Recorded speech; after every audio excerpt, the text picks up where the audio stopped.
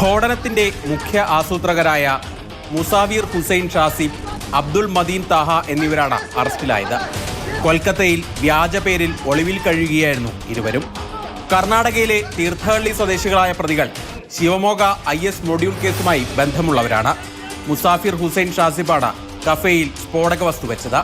അബ്ദുൾ മദീൻ താഹ സ്ഫോടനം ആസൂത്രണം ചെയ്തു. ഇരുവരും 2020 മുതൽ NIA ഹിറ്റ് ലിസ്റ്റിലുള്ളവരാണ്. 2020 ഒക്ടോബറിൽ മംഗളൂരുവിൽ തീവ്രവാദ അനുകൂല ചൂരെഴുത്ത് നടത്തിയ സംഭവത്തിലും 2022 തുംഗഭദ്ര നദിക്കരയിലെ സ്ഫോടന പരീക്ഷണത്തിലും 22 മംഗളൂരുവിലുണ്ടായ കുക്കർ ബോംബ് സ്ഫോടനത്തിലും പ്രതിപ്പട്ടികയിൽ ഉൾപ്പെട്ടവരാണിവർ. കഫേ സ്ഫോടനവുമായി ബന്ധപ്പെട്ട് NIA അറസ്റ്റ് ചെയ്തവരുടെ എണ്ണം ഇതോടെ 3ആയി.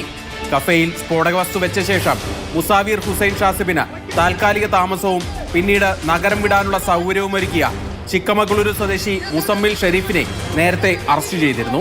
സ്ഫോടനം നടന്ന് 43 ദിവസങ്ങൾക്ക് ശേഷമാണ് പ്രതികൾ പിടിയിലാകുന്നത്. മാർച്ച് 1 ബംഗളൂരു ബ്രൂക്ക്ഫീൽഡിലെ രാമേശ്വരം കഫേയിൽ സ്ഫോടനമുണ്ടായത്. 9 പേർക്ക് സ്ഫോടനത്തിൽ പരിക്കേറ്റിരുന്നു.